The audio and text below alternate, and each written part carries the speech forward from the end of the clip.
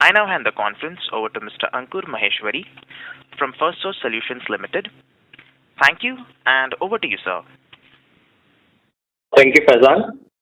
Welcome, everyone, and thank you for joining us for the quarter ended March 31st, 2021 earnings call for Firstsource. To take us through the results and to answer your queries, we have with us today Vipul Khanna, our MD and CEO, and Dinesh Jain, our CFO. We will be starting this call with a quick overview of the company's performance, followed by a Q&A session. Do note that the results, the fact sheet, and the presentation have been emailed to you, and you can also view this on our website, www.firstsource.com.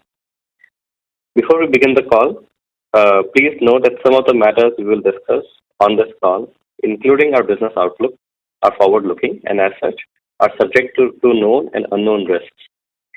These uncertainties and risks are included, but not limited to what we have mentioned in our prospectus filed with SEBI and subsequent annual reports that are available on our website.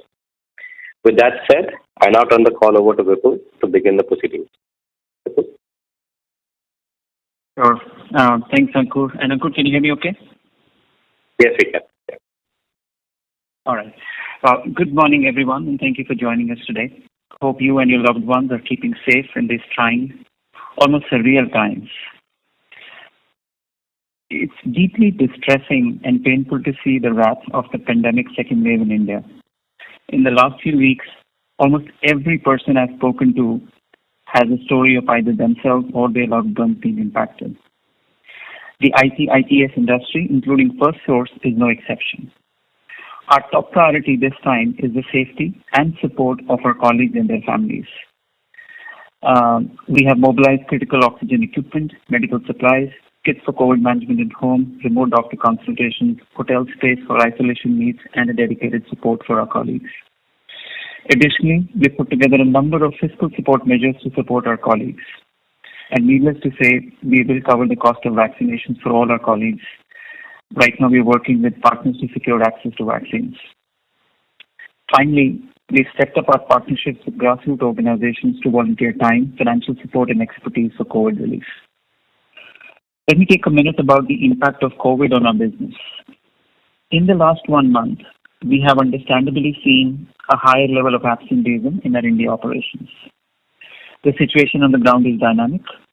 As you know, some states have recently announced lockdowns and movement restrictions. We fully support these moves and hope these interventions can help break the chain. Given our hybrid work environment and the onshore-offshore delivery mix, we don't expect a material financial impact unless the situation changes drastically for the worse and for a sustained period of time. Again, at this point, the focus is on our colleagues' safety, health, and emotional well-being. Focusing on our results, I'm happy to report that fiscal 21 has been a standout year for Firstsource, despite the challenges in our path. This was a year of many firsts. Revenue surpassed the INR 5,000 crore mark. We achieved a constant currency growth of 17.9%, our highest ever. We added 6,800 employees during the year, again, our highest ever. And needless to say, we enjoyed when our market capitalization hit the $1 billion mark. A big shout out to our Firstsource family for making this happen in this crazy pandemic year. Summarizing our FY21 performance, I'm happy to state that we achieved better than our guidance. Revenues grew from rupees 40,986 million or $578 million in FY20 to rupees 50,780 million or $685 million. This implies a constant currency growth of 17.9%. And for this year, our operating margin came in at 11.8%, again higher than the guidance that we had. We took a charge of INR 1,151 million, which is considered as an exceptional item. Excluding that, our profit after tax came in at rupees 4,499 million. We will provide more details on this charge in a few minutes. Let me do a quick roundup on Q4. Q4 was a stellar quarter. Revenues grew 31.7% year-on-year in constant currency, and we clocked 14,628 million in rupee terms and $200 million in US dollars. For this quarter, the operating margin came in higher at 12.4%. The demand environment continues to be resilient and broad-based. Our new wins momentum remains strong. The solid performance during FY21 across all dimensions validates the growth framework we established over the last 18 months. Our sales wins are up, the operating margins are improving, our digital program is becoming more meaningful, and as an organization, we're becoming more purposeful. To reiterate, we've been channeling our energy in three directions. First, maintaining a sharp focus on our three core industry segments, BFS, healthcare, and CMT, across North America and the UK. We systematically invest in building out our capabilities and expanding our client base in the born digital new age client segments of these industries. These include fintech, health tech, streaming, and digital media. We are encouraged by the progress thus far and the traction we've seen with our pipeline conversions. We added 11 new logos in Q4 and 54 during the fiscal 21. The second element of our growth framework is modernizing our offerings and what we call as digital first, digital now. We continue to make investments in developing capabilities, upgrading our platforms, and strengthening our partner ecosystem. In FY21, we upgraded our digital intake offering for the health plan and health services business. We did a complete facelift to the user experience of our healthcare provider platforms, and we added AI and ML capabilities to our digital collections platforms. Our partnership ecosystem continues to strengthen. Industry-leading solutions such as Upfront Health, UiPath, IntelliEdge, Unifor, Zappix, etc. are now integrated in our solutions as we keep marching further into the digital arena. We recently launched a BFS bot store starting with cobots for the mortgage sector. I'm happy to report a marked change in the quality of our client conversations and the scope of projects we are participating in. And lastly, building a scalable and agile organization to keep powering the growth momentum. We've made changes to our organization design and invested in sales, solutioning, new markets, and digital capabilities. I'm intensely focused on sales operations excellence and account management discipline. As our sales and revenue growth has accelerated, we are now focused on building the next evolution of our delivery operating model. We're setting up COEs to strengthen our transition, training, and technology functions to better enable our operations. Our transformation playbook now has more muscle of lean, automation, and analytics. And I'm confident that with this team and structure, we are steadily moving towards our goal of being the top quartile growth leader in the BPM segment. Now let me give you some highlights and growth plans for each of our industry verticals. Our banking and financial services segment had a stellar year. For FY21, it recorded 59% growth year-on-year, 51.3% in constant currency terms. In Q4 of FY21, the growth was 65.8% year-on-year and 61.5% in constant currency. BFS has been a strong growth driver in the last couple of years. All BFS segments have demonstrated good growth trajectory, with mortgage leading the path. Let me spend a little bit of time on each of these BFS segments. The mortgage industry has benefited from the low interest rate environment in the last couple of years. The growth rates for both refinance and new home purchases have been at multi-year highs. And as expected, the refinance market is starting to slow, although home purchase financing remains strong. We expect industry financing volumes to taper during the new fiscal 22.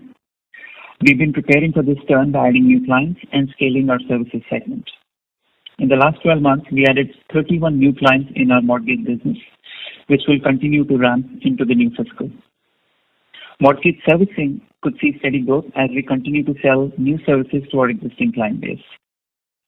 Based on these trends, we are confident of delivering a growth year for mortgage, though this growth will likely to be modest relative to FY21. The collections segment started strong last year, helped by the government stimulus programs in the US. However, with lockdowns and contraction in discretionary spends, the card industry witnessed a decline in spending charge-off rates, and credit card delinquencies, all of which impacted the volumes for the industry and for us as well. As vaccinations help reopen the countries, lower in unemployment rates and a revival of discretionary activities are expected to drive spend levels back to pre-pandemic levels. The other lever could come from government institutions lifting the moratorium, providing a tailwind for collections industry in the next year plus. Also, in the last 12 months, we've made steady progress in expanding our capabilities to the fintech market, especially the Buy Now, Pay Later or BNPL segment. This segment is amongst the fastest growing and potentially another attractive market opportunity. We are already working with 2 of the top 3 BNPL companies in the US and pursuing a healthy pipeline. The UK banking remains resilient. We've seen good volume growth from our clients across their product lines. Banks are rationalizing their physical infrastructure as consumers shift to digital. This creates additional opportunities for us to help our clients in the shift to new operating models. Furthermore, as the economy reopens, growth in credit card operations and contact center operations is expected. The UK mortgage market is also witnessing record growth driven by low interest rates and government policy actions. We are well placed to capitalize on the volume growth emerging from the post-Brexit transition, client needs for cost-efficient operations, and core economic activity revival. Let me shift to healthcare. Healthcare segment overall had a muted year. For FY21, the segment was flat year-on-year or degrew by 4.1% in constant currency. In fourth quarter FY21, the growth was 7.8% year-on-year and 6.8% in constant currency. Our health plan and healthcare services business witnessed a strong turnaround. This part of the business has delivered solid growth despite lower claim volumes in the industry. We have secured a number of marquee clients during the year and have scaled our platform-based offerings in the market. In this quarter, we added 3 new clients and now service 6 of the top 10 health plans. We continue to make inroads in the fast-growing telehealth and remote patient monitoring market. And we have recently partnered with an emerging remote monitoring platform to extend our offering for this segment.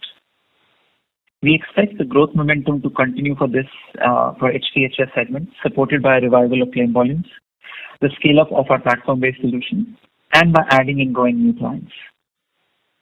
Healthcare providers had a soft year.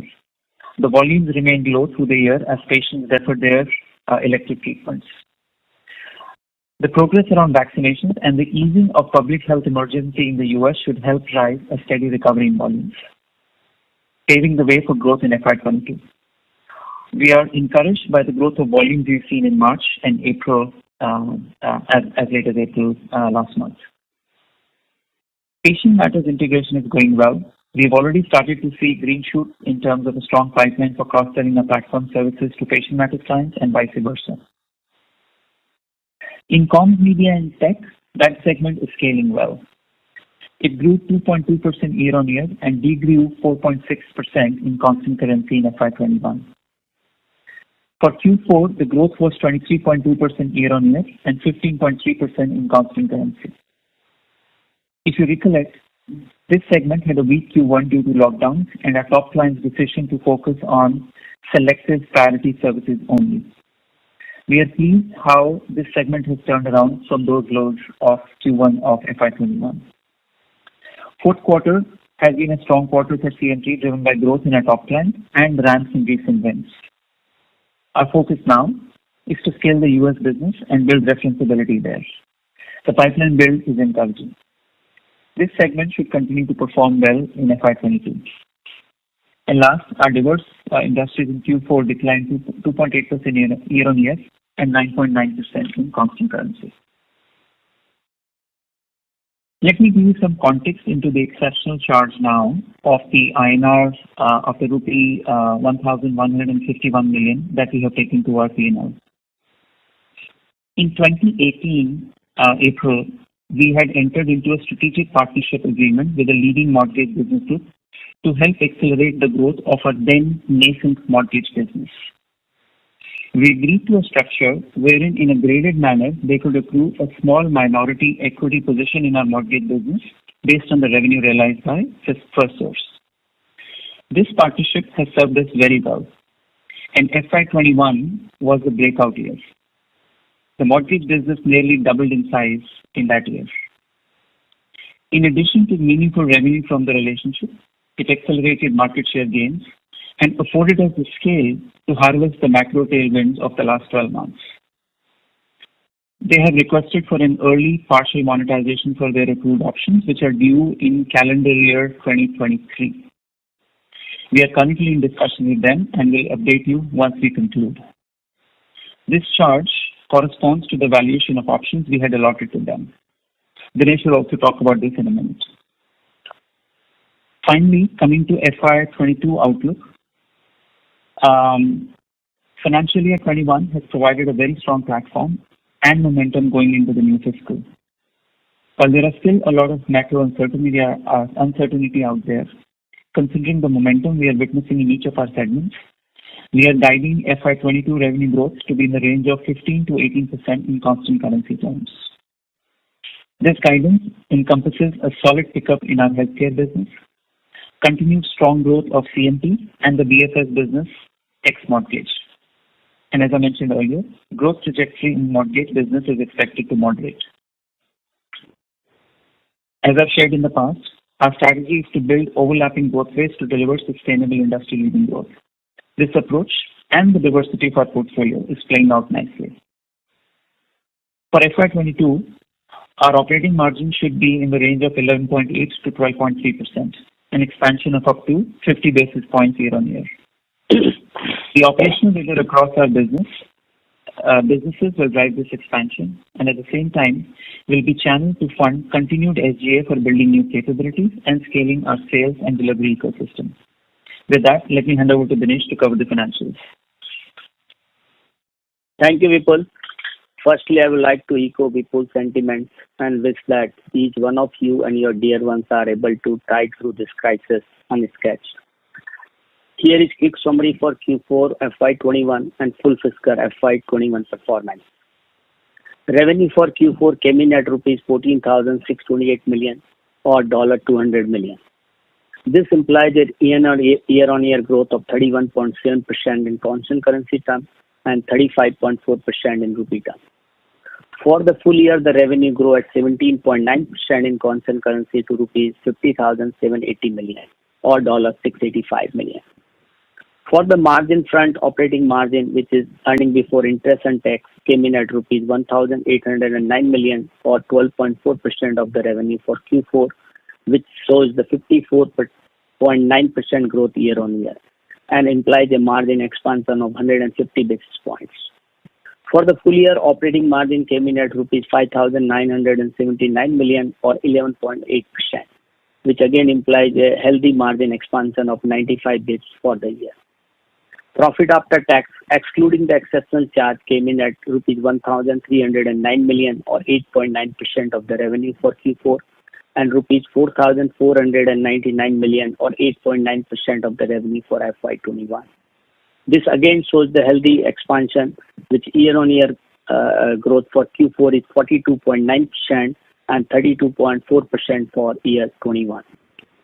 After considering the exceptional charge, the PAT came in at rupees 467 million or 3.2% of revenue in Q4 and rupees 3,670 million or 7.1% of the revenue for FY21. Exceptional charge in the P&L correspond to the current valuation for the equity option granted to a large customer group in our mortgage business. Vipul has already provided the rationale for this item. Option accounting is governed under AS 102 or IFRS 2, which is called a share-based payments. Option awarded to the counterparty basis the terms have been treated as a cash settle option for Firstsource books of accounts. The key factors that have led to the increase in charge this year are significant growth in the size and valuation of our mortgage business, which you already seen in the commentary which people talks about, and which has resulting in a considerable increase in the value of the option.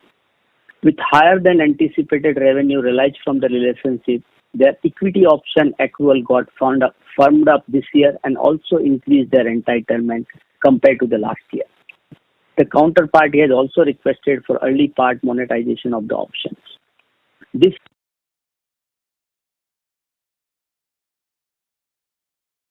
Ladies and gentlemen, the line from Mr.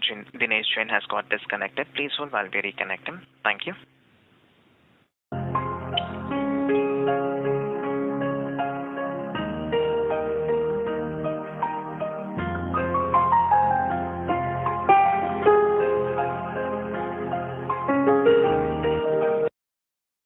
Ladies and gentlemen, thank you for patiently waiting. The line from Mr. Dinesh Jain has got reconnected. Thank you, and over to you, sir. Sorry, I think the line got disconnected. So I was talking on exceptional charge where I said that this led the reasons which I talked about, the 2-3 reasons which have increased the charge in the P&L to the extent of rupees 1,151 million for the year and rupees 1,099 million for the quarter. In the FY21, we generated 8,921 million cash from our operations and our FCF was 7,225 million. After adjusting for the capex of 1,696 million, which is comparatively to the last few years, is much higher due to the higher investment in the tech infrastructure and the employee facilities, which have resulted into this. And the advances for customer was also 835 million, which we talked in the last quarter.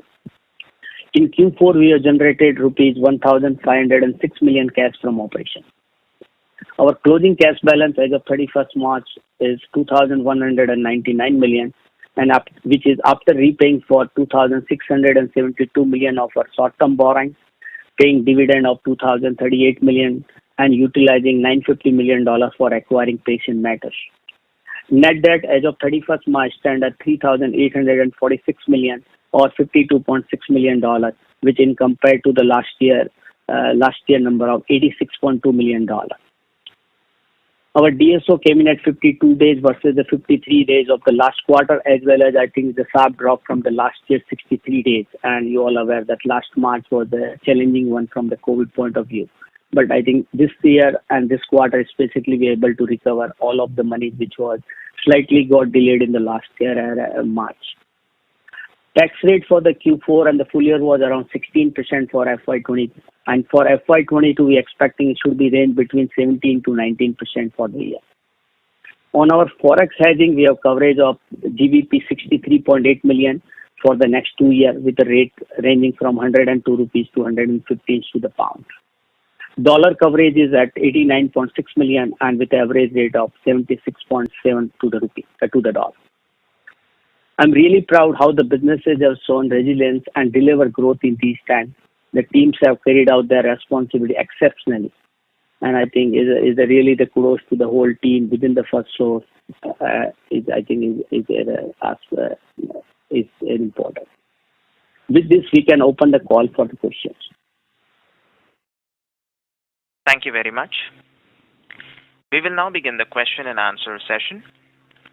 Anyone who wishes to ask a question may press star and 1 on their touchtone telephone. If you wish to remove yourself from the question queue, you may press star and 2. Participants are requested to use handsets while asking a question. Ladies and gentlemen, we will wait for a moment while the question queue assembles. Reminder to the participants, anyone who wishes to ask a question may press star and 1 at this time.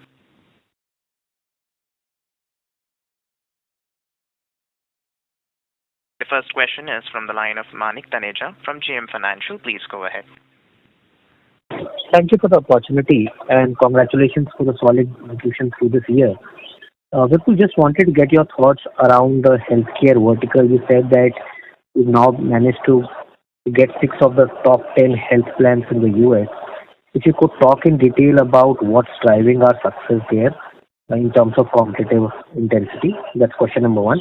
The second question was with regards to the shift in terms of more offshore delivery that we've seen through this year. How much of it essentially is a function of the macro trends from Brexit and thereby the impact on labor mobility in UK? If you could talk about that. Thank you. Sure. Thanks, Manik. Good to hear your voice. Healthcare on the HPHS, which is Health Plan and Health Services. You know that we had completely rebooted the team. We've added, across the value chain, leadership, sales, solution, technology, and delivery to kind of, as I said, reboot the basics of how we're doing the business. They bring a set of relationships which has kind of allowed us to have conversations. We've taken our existing capabilities in claim processing as well as the digital intake platform, revamped it, right? Completely repositioned it relative to competition in the market. So those were our initial stalking horses to go out and open client conversations with a very targeted, hey, we do these things, here's our offerings. That's sort of the first step. Second, the sheer agility that we built up and the responsiveness that we built up in that team, in that business, and the relationships they had. As the world went through COVID, some of the clients needed short-term support. They needed, like, right away, I need this, I need that. We kind of jumped on it and delivered on it. And that's kind of allowed us to kind of open some relationships as well as bed down some of the earlier relationships into a next level of strategicness. And third, as remote patient monitoring and telehealth took off post-COVID, we jumped into that new segment. We got a bunch of new client wins way back, if I remember, in Q2 of fiscal 21, and then we continued with some gains in Q3 and Q4. And we continue to kind of make sure that we are very out there in terms of our thinking. It's not just a human service, but taking a lot of technology there as well. And that's kind of, given that's a very rising demand curve, it kind of brings us squarely in strategic conversation with our clients. So you're right that it's a very well-served market, but it's such a giant market with so many sort of niches. I think there's a tremendous opportunity for us to continue to grow in that segment through these offerings that I talked about, as well as a couple more that we are exploring in the horizon. The second question you had about offshore delivery, and you mentioned macro trends. Did you say broadly macro trends, or were you referring just to UK? So I was more inquisitive about what you would be seeing on the ground in UK, given the Brexit and thereby the impact on labor mobility, especially from the low-cost Eastern European countries. Okay. So yes, Europe has been a driver in increase in our offshoring component, and so has been the BFS or the mortgage business. These have been the two growth drivers for our offshore growing stronger in this year relative to the past.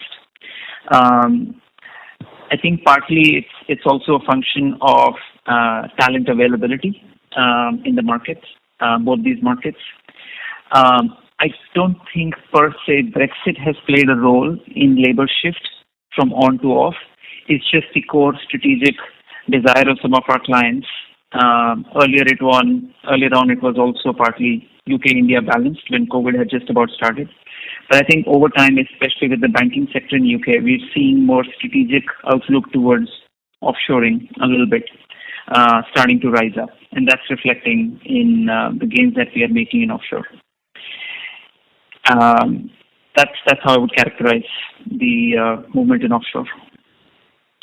Thank you and all the best for the future. Great. Thank you. The next question is from the line of Rahul Jain from Dolat Capital. Please go ahead. Yeah, hi. Congratulations on strong performance. Firstly, on this one-time thing that has happened.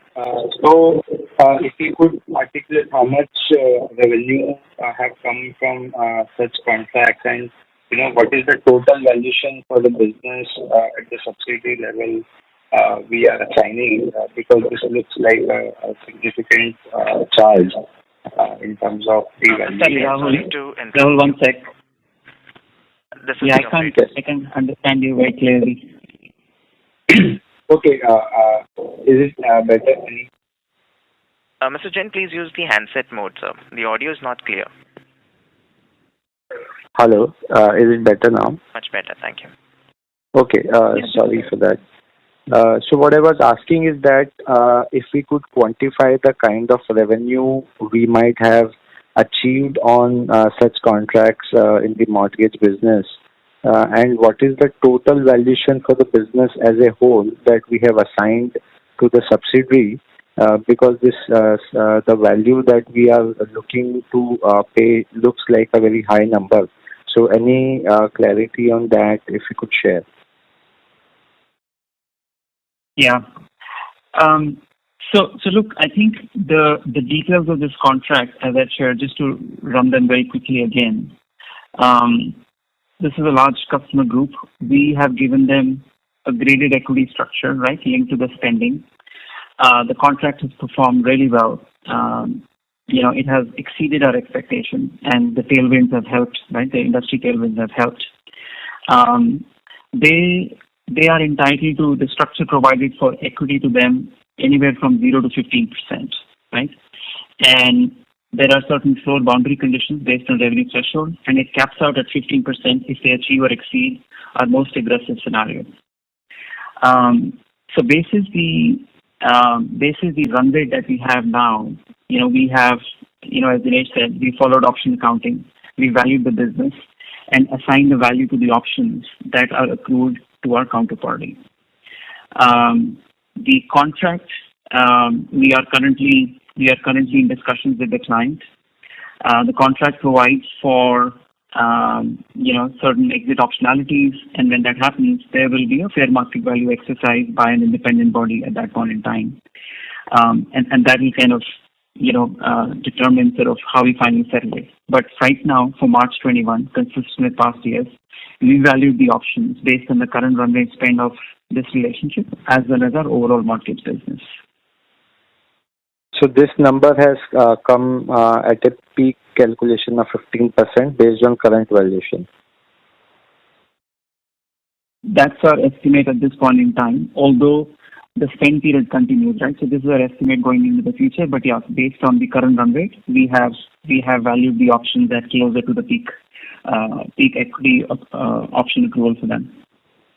And you said there could be a partial early exit, or this is a complete exit? And was that number CY23 what you said, or I heard it wrong? No, what I meant was that in the original agreement that we have, there is a spend period, which is the eligibility period, and the monetization is expected in FY23-24, right? Starting from April 23 is when some of the monetization options can begin to accrue. And what we're discussing now with our counterparty is that we might, they have requested for partial monetization now. So we are in the midst of kind of doing all that, and those are commercial negotiations going on. I will come and update you as soon as we kind of conclude with them. Okay. Got it. And secondly, if I may, from a guidance point of view, since you say that we are going to see some growth in the mortgage business and the kind of run rate we are at, and in general commentary looks strong across other business segments. So in that light, the guidance that we see looks like a conservative one. So is that what you also see given the uncertainty, or this is the realistic thing which we think of as of now? So look, we see strong growth in healthcare. I see good continued growth in our CMT portfolio.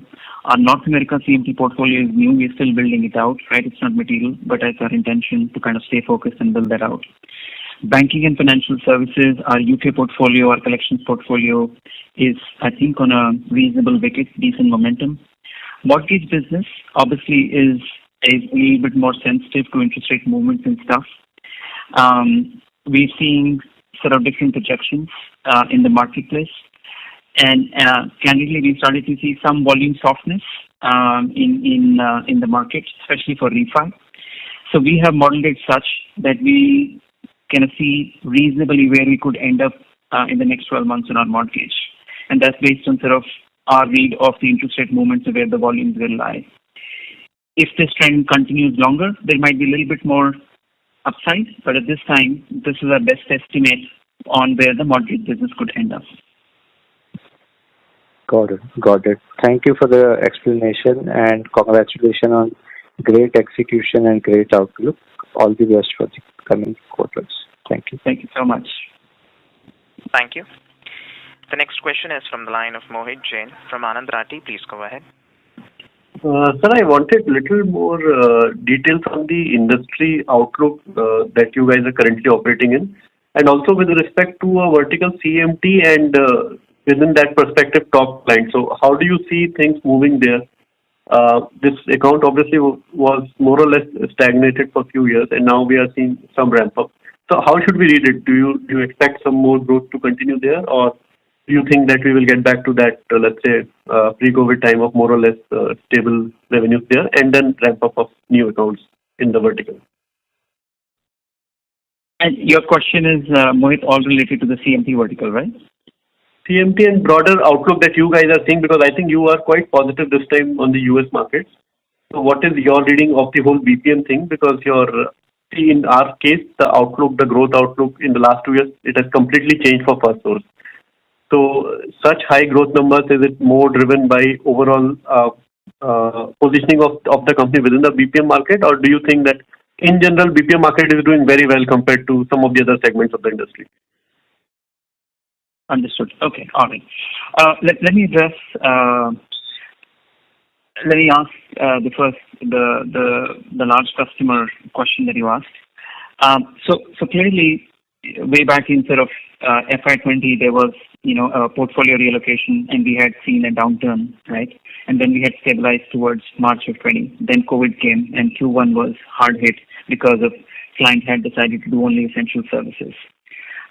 Since then, we've seen the volumes have steadily come back, and as their business has taken different direction, right? As they have adapted to digital and stuff like that, we've seen our client have more volumes, and we have played a good part, I would say almost like an outsized part, in helping their new business growth and the diversification of their business. So we've gotten more than our fair share of the growth there. And as I mentioned, even in Q3, we were back to pre-pandemic levels, and Q4 has kind of built up on that. I think we are at a good place as far as our share of wallet there is concerned, as far as the top account is concerned.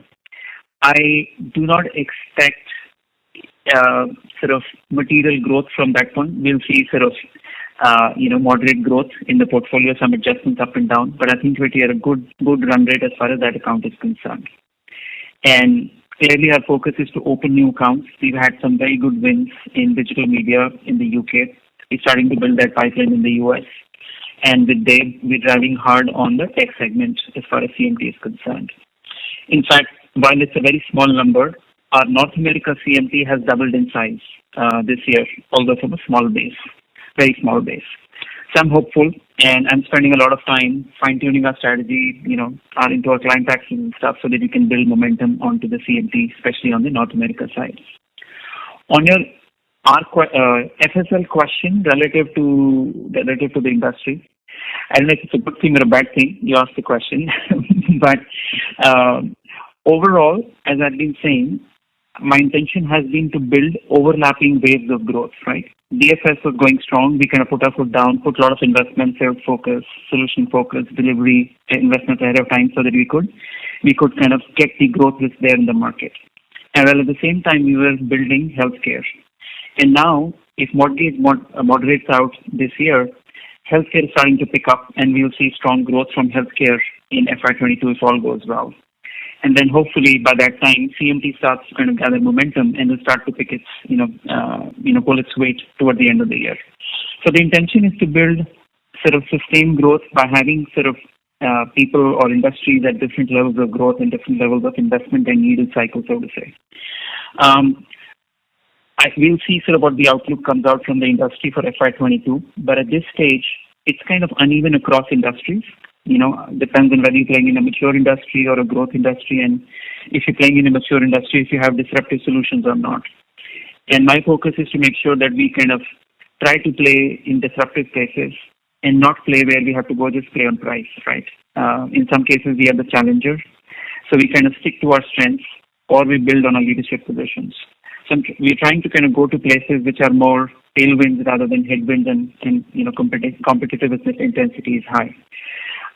I could characterize that part of our strategy, which has driven good growth for us in FY21 and hopefully continues in FY22. And so just a follow-up on if you could spend like 2-3 minutes on this digital media offering which you spoke about. So what are we trying to do there and what kind of clientele do you expect in FY22? Sure. So when I say digital media, this is traditional media, your traditional print, etc., which is now moving to digital, right? Whether it's digital access of content and as well as how they interact with their customers, right? So in that segment, as that industry moves, right, we've had some early good wins. I think we have a good operating model now, and it seems to be replicating across different publications. And I think we've right now we've built a small but consequential pipeline in the US as well, taking our UK capabilities into the US market.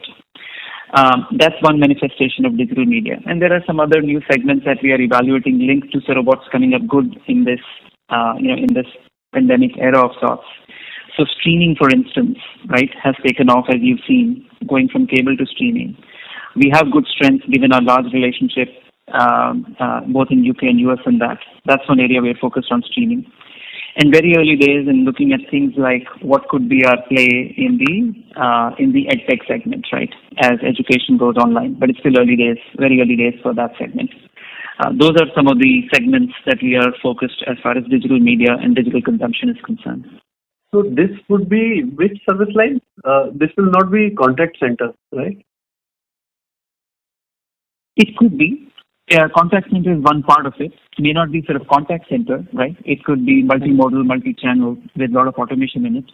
But our intent is to go beyond just this and kind of talk about holistic customer experience, content delivery, response to content, etc., so that we are able to make a meaningful dent into their adoption rates, into their revenue rates, and not just a cost provider, a cost efficiency provider. Okay. That's all from my side, sir. Thank you very much for the detailed response. Thank you. Thank you. The next question is from the line of Dipesh Mehta from MK Global. Please go ahead. Yeah, thanks for the opportunity and congrats for strong operational performance. Couple of questions. So first question is about the healthcare provider side. If I look your revenue run rate is roughly 20% below your pre-COVID peak level. Considering normalcy returning in US market, by when you expect that full recovery and then on top of that the growth playing out? If you can provide some trajectory, how the recovery is likely to play out. Second question is the number of clients which we added into Bond Digital segment in Q4 and maybe in FY21, if you can provide some color about kind of client, what kind of services we are offering, so how we are building our tech business. And third question is related to the exceptional items. So some clarity, I just want if you can provide incrementally than what you already said. First is about the when cash flow related impact will come out. If you can quantify and if you can provide some timeline. Second question is about the disclosure perspective. Now, I could not find anywhere it was mentioned in contingent liability perspective. So if you can provide some perspective there. And last thing is any incremental impact you expect, considering the nature of contract. You said 15% we have fully factoring, but let's say if revenue grow further, is there any further liability or potential liability coming into our P&L? Thank you. Okay, good. Second question was about Bond Digital. Third was exception. First one is about healthcare, right? When do we expect to go to pre-pandemic? Provider, yeah. Let me start with that. Yeah. So Dipesh, provider, we're starting to see at least the hospital visits start to pick up. In March was good. April kind of held off to that level. The other variable which impacts our revenue in our healthcare provider business is because we are in Medicaid eligibility or eligibility services or patient access, there is the fact of the volume of hospital visits. The second is when do you see approval from the paying party, which in the majority of cases is the government or Medicaid support. Now, given the public health emergency in the US, that equation also changed because a lot of people were on compulsory enrollment and stuff like that. And then some of the states were sitting longer on approvals and inventory and stuff like that because they were distracted and their budgets were also prioritized somewhere. So these are the two variables: hospital visit volume and what the state government stance on stuff is there. Right? Those are the two variables which determine it. I think from a volume standpoint, if April, May can hold off and there isn't another wave in the US, right? The January, February peak of cases has come down now substantially, and with vaccinations in good swing, I think there is stability there. But there is still that concern about what happens, right, if there is another wave. That's one variable to play out. And then at this point in time, the expectation is that the public health emergency, which is a government promulgated sort of condition, lasts until July. So at this stage, we know the visibility till July, and then we'll see how they can react after that July. But our sense is that if current conditions hold, it will continue to pick up in Q1 and then start to get to a decent place by Q2 as far as provider is concerned. Second question on Bond Digital segment. As I mentioned, we are looking at new age of Bond Digital across the three industries that we play. Fintechs, given BFS is our biggest vertical, Fintechs has been a good source. A lot of offerings in our arsenal we've taken to Fintechs, both on collections as well as the servicing side of it. A few of the Bond Digital mortgage players are also part of our portfolio. And as I talked about, with newer segments originating like BNPL, buy now, pay later, which is kind of the next form of payment evolution to card, targeted towards the more younger population who's not as card friendly, so to say. And those markets have kind of really taken off in terms of spend. Those are the focuses that we have on the fintech side of it. As far as health tech is concerned, this is more a play for HPHS, and we are focused on remote patient monitoring or companies or arms of health plans which are about telehealth and how do they use IoT and other devices for remote and continuous patient monitoring. That's our focus, and we have a couple of good wins in that sector. Again, it's a nascent sector but growing very fast, and everybody, including us, is trying to find the operating model to support those players. The one derivative of that is because we have a lot of expertise in the provider side, right, on how to bill on behalf of hospitals and recover from health plans as well as from government, we're taking that expertise and trying to extend into the medtech segment, right, the med device segment. Take same capabilities, but do it for med device providers as opposed to the hospitals. Again, nascent efforts. We just built in a very small team, and it'll take us, obviously a while to kind of build out that capability.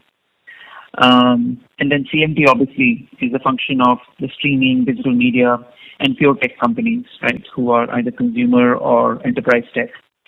Again, something which is our aspirational focus, and we still need to get some meaningful traction in the last part of the consumer and enterprise tech that we want to get into.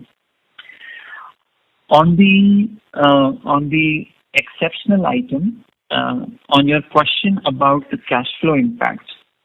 So look, as I mentioned, as per the contract, the cash flow is envisaged for FY23-24.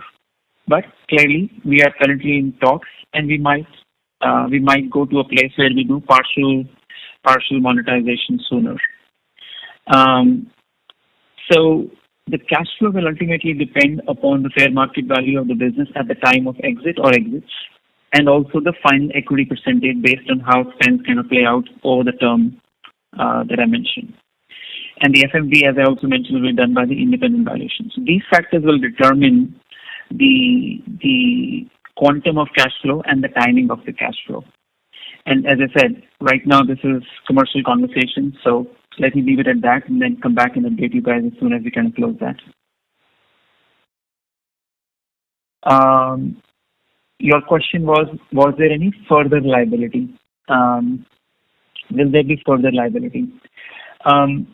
So right now we have booked the amount of 1155 million. We, given this option will, or part of the options might extend over to next year. We envisage another something south of $2 million as part of the current valuation exercise, which will come in FY22 and which we have baked into our estimates for FY22. That's our sort of estimate at this point in time based on the run rate of the spend. As far as liability into the P&L from the option accounting basis is concerned. Sorry, I missed the last part. You said 2 million extra may be possible. That's what you are indicating? So right now we have estimated that for FY22, because these options extend up till at the end of March 22, we anticipate that we'll take a charge of $2 million in FY22, and that's baked into the margin estimates that we have shared, the 11.8 to 12.3 that I laid out for the guidance of the year. Understand. And on the first question, can you tell me the number of client added? Because I think earlier you indicated near term our focus is how many clients we add and then revenue trajectory. So if you can help us with number of clients added in tech segment. The number of clients. Okay. I think the number is closer to 8 or 9. Ankur, am I in the ballpark? Yes, it was. Across the vertical, we would be around that number.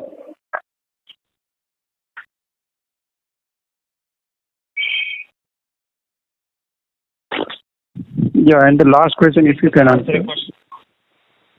The third question is on the contingent liability and related disclosures, if you can provide some perspective. So, as Dinesh said, since this is option accounting and that's cash settled, there is no need to show as contingent liability since you're doing cash settlement on this one. Dinesh, anything else to add on that?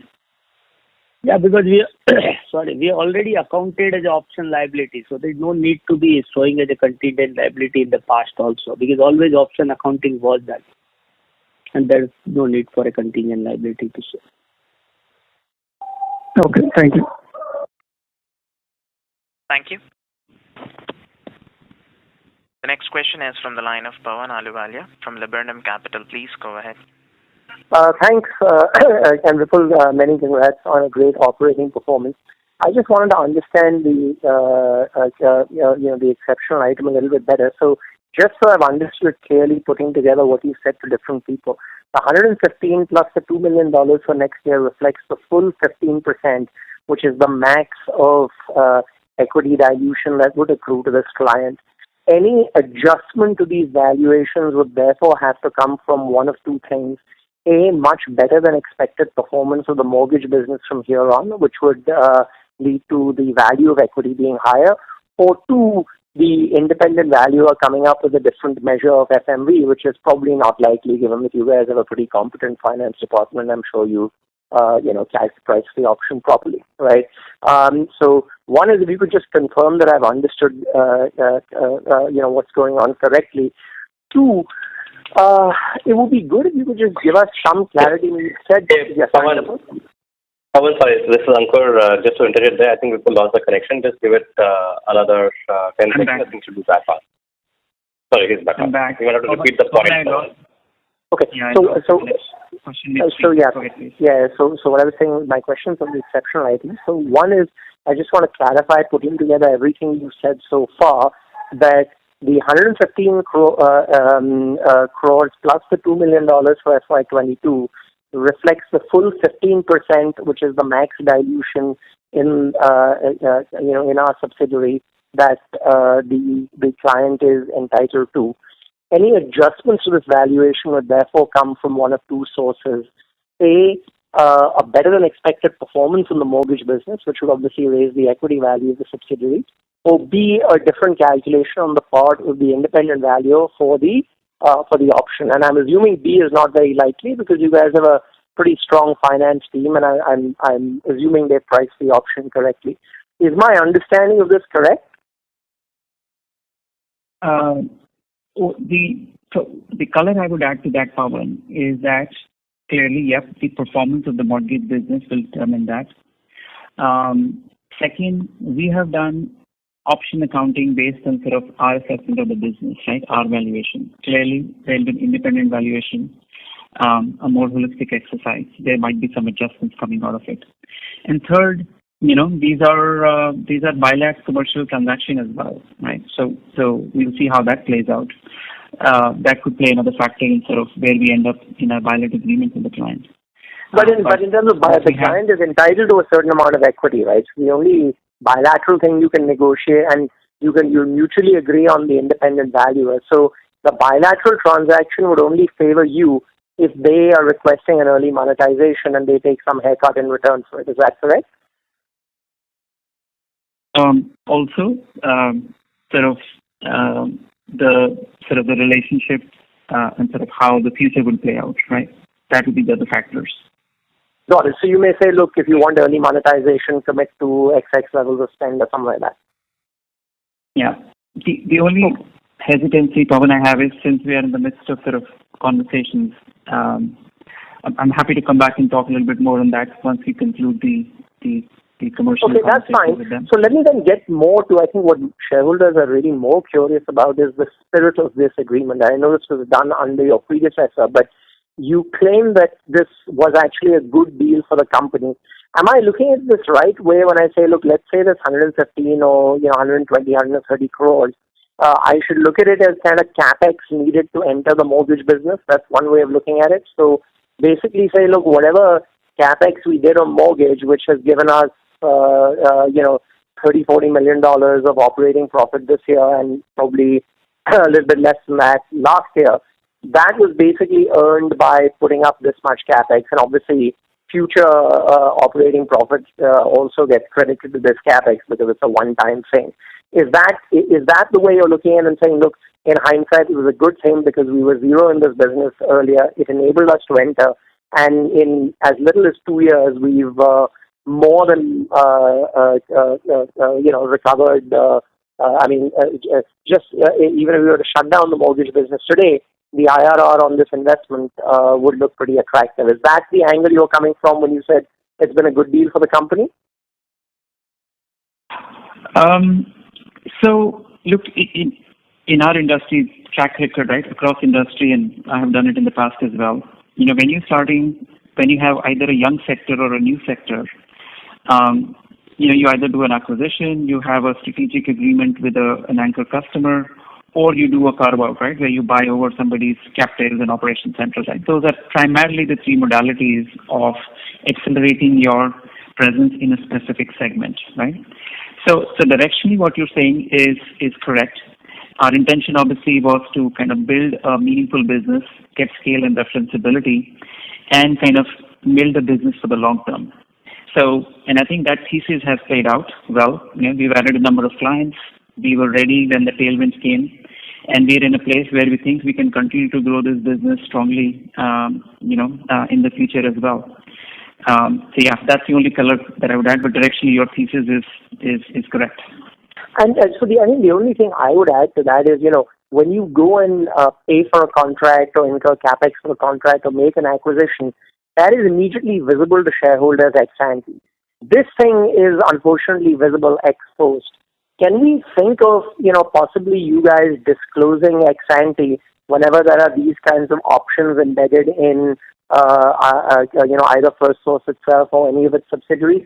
And could you let us know, are there other similar contracts you've signed with these sorts of options that may materialize in future? Because we totally understand that it's necessary, right? And we encourage your doing it because, you have to think very creatively in order to be able to grow in this industry, and flexibility and dynamism in structuring contracts is a key growth lever. And, you've certainly seen that done very successfully at Cognizant, and we can see the results we are bringing that approach to Firstsource. But in terms of just shareholders understanding upfront, can you give us a sense, is there other stuff like this that we should expect going forward? And if there isn't, then in the event that you were to enter into such agreements, is there a way for you to just flag it to us in advance? So Pawan, there is no other such structured deal or strategic agreement besides this across any of our businesses. This one, as opposed to our largest client, which we had talked about in 2016, that was a different structure, right? There was an upfront money spent and there was an MRC. This structure with the mortgage client is more like an earn-out structure, right? It's more like an entitlement structure rather than a commitment structure. And as I said, 21 was the breakout year where the spend came through, the business grew on, and so on and so forth. So it became material. And, we were doing earlier, it was not material. When we did the deal, mortgage business was like 30 million, right? Out of a company which was about 540, 550 million at that point in time. So it was like 5 or 6% of the business. And this year is where it kind of broke out and we kind of disclosed. But I take your point in terms of better going forward. Yeah, because this is how doing deals like this, doing deals like Sky, this is how you grow at 15 to 20% in an industry that grows at 10%, right? So there's no way that you're going to be able to, outgrow the industry sustainably unless you're one of the most dynamic contract structurers out there. So I think as long as this is all disclosed upfront, it just becomes much more transparent. Great. No, fair point.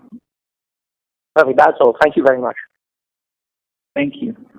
Thank you. The next question is from the line of Sachin Kasera from Swan Investments. Please go ahead. Hello. Congrats for a good set of numbers. Just one advice or comment on what has been raised previously regarding the disclosure. Vipul, after you have taken over, we have seen consistently the growth trajectory changing, the quality of growth becoming very good. Last 8-9 quarters ever since you've taken charge, FSL has completely changed the character as a company. And obviously the stock is still undervalued, it's getting slowly re-rated. We don't want this type of surprises to derail that, that process of getting due re-rating which is there for FSL. So I would just again say that, we have to be very clear in upfront in terms of all this disclosure. It should not come as negative surprise for us. Yep. No, such a point taken. But as I said, right, in our judgment, when it became material, we've disclosed it and we've kind of given even the forward-looking view. But point taken. Second question is, now we have figured out something in terms of the capital allocation policy for the next 2-3 years. How are we looking at it? So the capital allocation policy remains the same, right? We think, given the sectors and the subsectors we operate in, there are a number of interesting areas where we want to build capabilities, and acquisitions is a very viable strategy. Patient Matters was a small example. We have a list of priorities across our segments where we want to grow into acquisition. So that's one source. Clearly, there is regular CapEx. Right, with this expansion, we've had to spend a lot of money in technology and less so on centers in FY21, but we'll pick up as life comes back somewhat to normal, not all the way there. That'll pick up on physical infrastructure as well. And clearly, given my focus on digital, the platform builds, the partnerships, etc., becomes the other part. And then finally, right, we have a decent dividend record, and we hope to keep that. So between these three, CapEx, acquisitions, and dividends, we hope to keep an equitable mix while generating healthy cash flows to meet these three needs. And needless to say, your guidance doesn't bake in any acquisitions that you do. At this point in time, the growth and the margin guidance we've given has obviously the Patient Matters full year impact, but it doesn't have any significant acquisitions baked in. Sure. And just one question on the tax front for the CFO. Sir, Dinesh, if you could tell us what is the tax rate we are seeing for 22 and 23?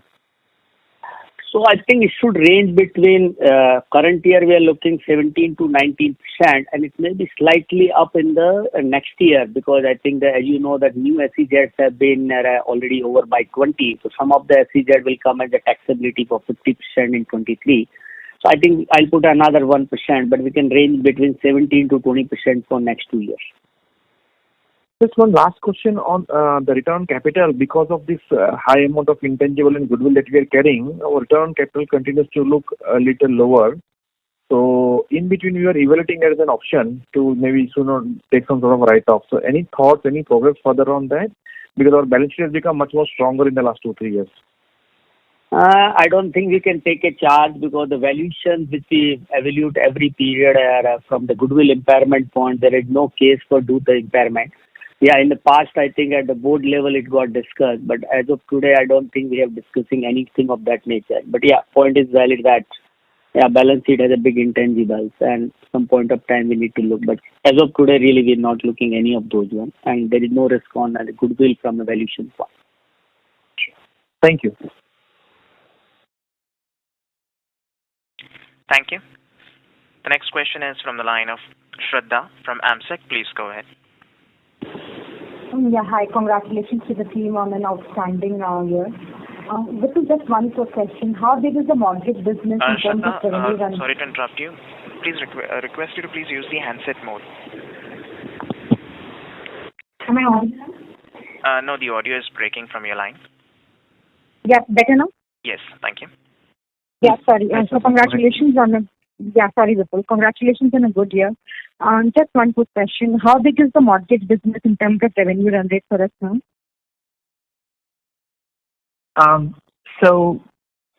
We've kind of nearly doubled. We are closer to 200 million per annum in that.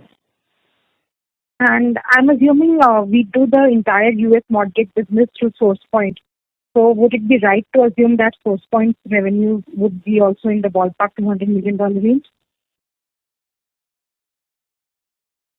Yes, that is the entity in which we do the mortgage business. Right. And one thing you said that you have kind of built in the $2 million impact into your margin guidance for 22. But we booked this as an exceptional item in FY21. So would we be booking in the $2 million hit as an operating expense in 22? Just one clarity out here. That's correct. Okay. And I'm not sure if you've given any indicative number on the capex plan for 22.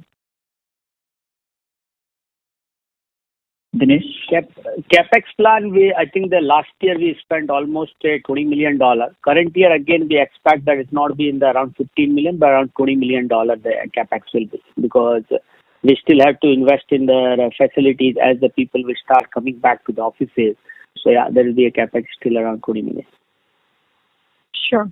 And just one final bit from me, Vipul. Could you just give me the puts and takes for margin guidance for next year? And given that some work from home normalization would happen towards the second half of the year and some costs might come back. So what are we baking in terms of whatever guidance of 15 bits expansion we are talking of? So what are the puts and takes for that? Sure. I think you've identified one. We will see a percentage return to work, and obviously our growth last year was strong, and we'll have to catch up on some of the capacity, right, as some of the capacity comes back to work from office, from work from home. Prashant has been building up his team. Our CEO has been building up the team and capabilities, working with every business. So we expect an element of operational excellence and operational resilience, which kind of gives us some more gains as far as ops, delivery costs, etc. is concerned. So that gives us some takes out there. And then, we'll continue to make SG investment into new capabilities, both sales as well as delivery and digital. Some of it, the gains that we make from operating excellence kind of goes there.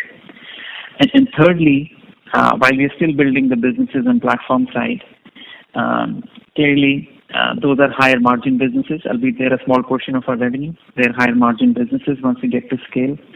And in general, we're starting to take a little bit more higher watermark on the kind of deals we want to do, especially onshore. So those are the factors in terms of increased costs, etc. Labor market is tight, or getting to get tight in US. We'll see how UK kind of plays out in the next few months. So those are some of the puts and some of the takes I mentioned from a continued investment in SGA and digital build. Right, that's helpful. And obviously you did indicate that labor market is getting tight in the US, and so is the case in India as well. So what are we baking in terms of our annual wage cycle? Are we talking of an advancement of our wage cycle here in India, or are we looking at the normal wage cycle? At this point, we're looking at a normal wage cycle. But clearly, at a tactical level, if we need to do some tactical measures, some restructuring of how we pay and better incentive structure, those are some of the thoughts that we've already put in play for the mortgage market, which is very hot, and we might have to replicate as healthcare and other things pick up in the US. So that's helpful. Thanks, Vipul. Thanks. Thank you. Thank you.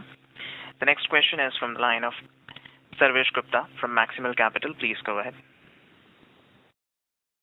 Sir, most of my questions have been answered. I had just two small points. One is, while historically, our growth rates have been subdued, and this year, for the first time, we have seen a very strong growth.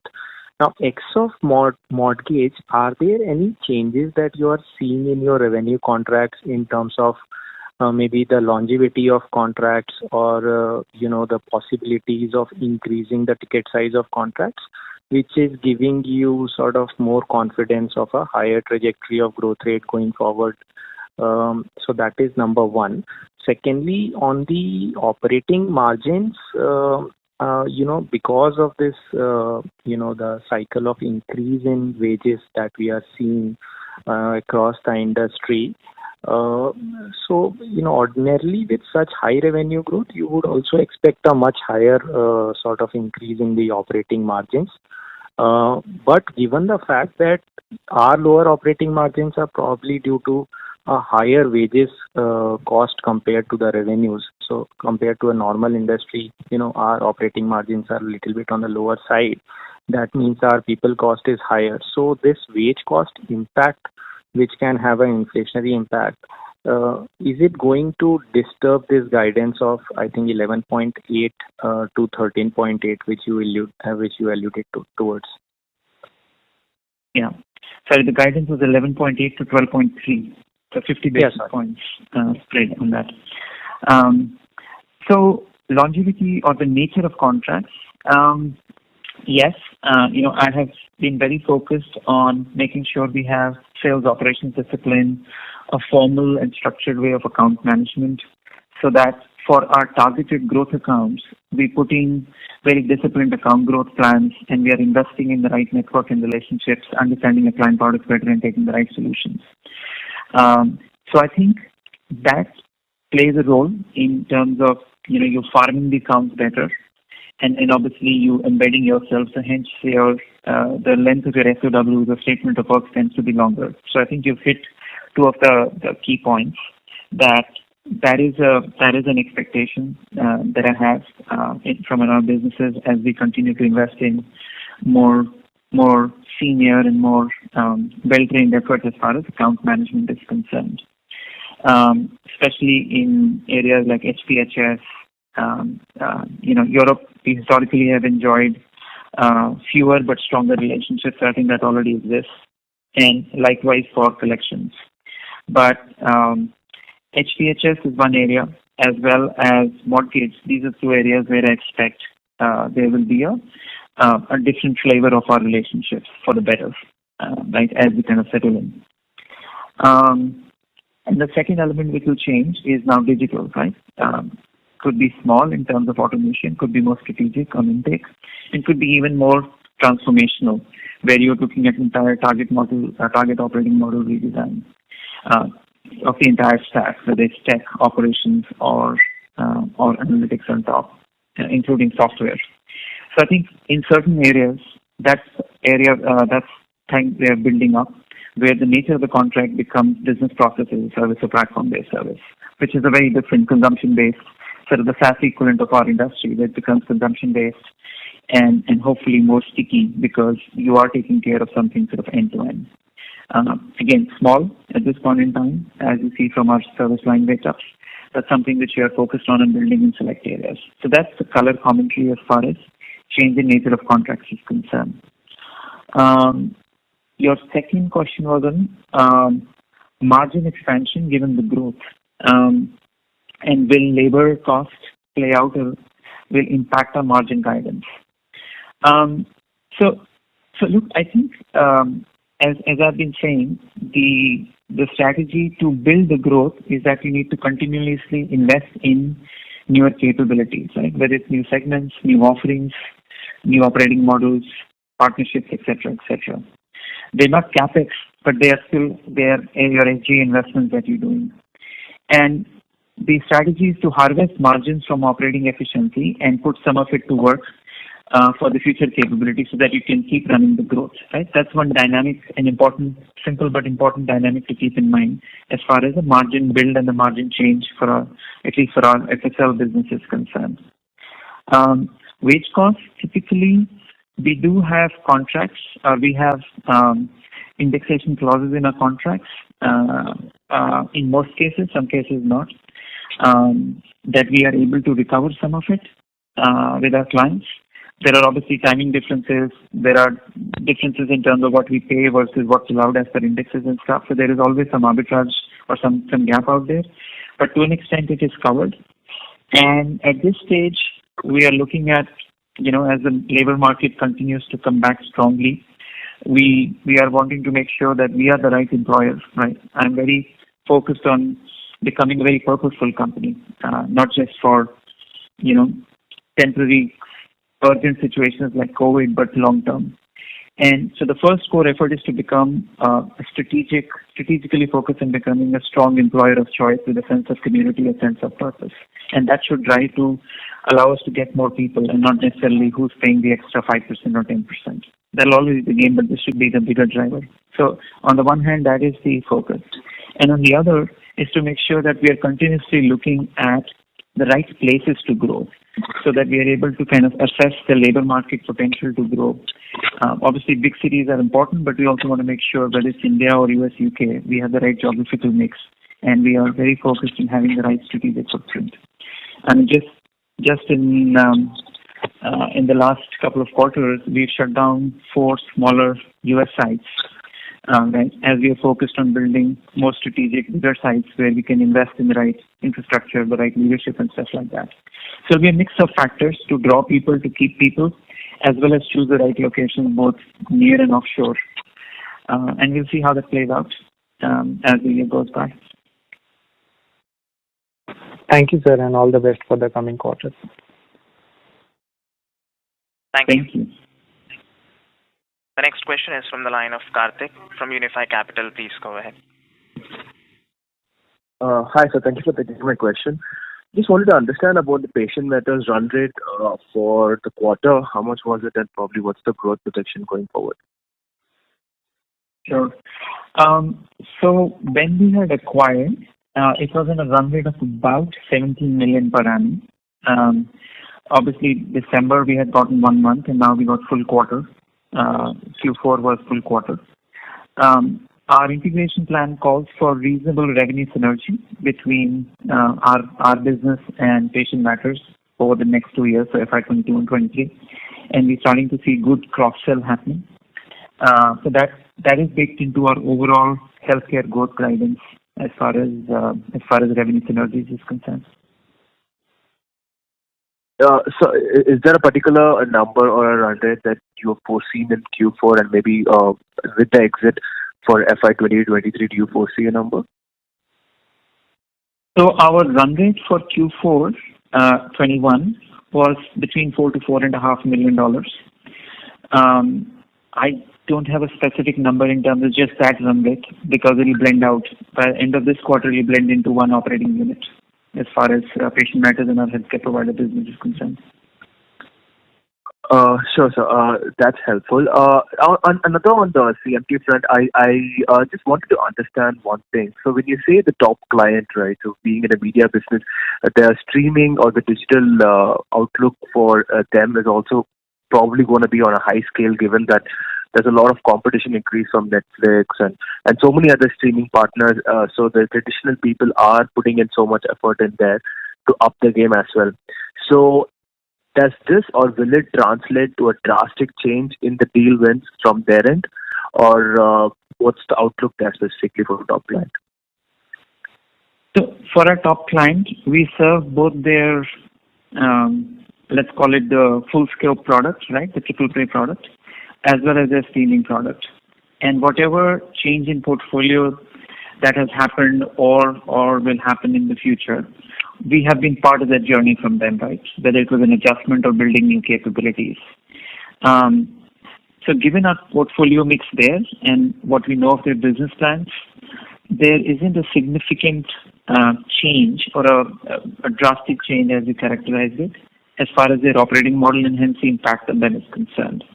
That change is happening and it's already baked into our portfolio. Today we have teams servicing both across their sales, services, retention, etc., etc. Sure. In fact, even if you see this quarter, it's probably been the best quarter in the last 3 years, given the run rate for the last 3 quarters also have been really good. So, do you foresee this kind of a run rate going forward for the next probably 8 quarters, or do you see some good growth coming in from your deal wins? So, as I mentioned, I think there was an element of, it went down, it caught up, and then there was some change in the mix and consumption patterns, and we kind of, had the advantage to have a strong relationship and harness most of that. I think we are at a good run rate. I wouldn't expect significant growth from this on the top clients. Right? We'll see sort of incremental growth in this. And at this time, I'm not expecting any drastic reduction per se, unless something dramatic came up. But I think we are in good shape as far as current run rate is concerned with the top clients. Sure. And so even in the same vertical as such, right? In CMT, can I say probably 70 to 80% is from the top client? Or to put in other words, what's the outlook for other than top client in the CMT vertical? So we've had good wins in this year. We are still building out some of those wins, and we'll see the revenue impact come through for a full year. Again, they were small relative to the big client. And the other dimension that I mentioned to you was that our small North America CMT portfolio showed good growth in our one of the key accounts that we have in the US. And the new team is working hard to kind of build up the pipeline and get some wins out there. So the North America CMT is a kind of a long-term build, but we are committed given the size and sort of the opportunities there. We should see sort of meaningful growth start to come out end of 22, maybe even 23 from that segment. But we are kind of building multiple segments within that. Sure, sir. And just one last question on the healthcare part. So patient matters do come in the provider section, right? Am I right to say that? Yes, please. So along with that, now that we have a full-fledged healthcare provider services front and back end, so can I say that the healthcare vertical is going to go through a revival going forward in the next 2 years? Yeah, we feel good about it. It's a massive sector. We've invested heavily. We are working hard for pipeline accounts and then growing accounts. We should see strong growth from the combined healthcare segment. So the overall 17 to 20% guidance. Karthik, maybe I request that you return to the question queue for follow-up. Okay, yeah, sure. Thank you so much. Thank you. The next question is from the line of Sonal Kohli from Bowhead Investment Advisors. Please go ahead. Thank you for taking my questions. My first question is that, is my understanding correct that the sales cycles in your industry are much longer than IT services? Therefore, a lot of, efforts you have been putting in or, you put in the past or putting in now, would flow through the company only with a lag, and hence, is it a fair assumption to conclude that the high growth rate for this company would continue for, next, 3-4 years or, next 2-3 years? Your comment would be appreciated on this. Secondly, is my understanding also correct that, your aspiration long term is to have a 15% EBIT margin, and currently or, in the last year or in the last year you are in the recent phase? So probably in 2024-25, your margin trajectory could be significantly different than in 2022. Yeah. So look, the first part, sales cycle is longer, right? And the revenue build takes a while, right? Once you open a relationship, typically it takes a while to build up on the revenue bit by bit, when you take the time to understand their processes, their operating systems, their cultures, build the relationships. So yes, we've been working hard on it. Some of the benefits we're starting to see.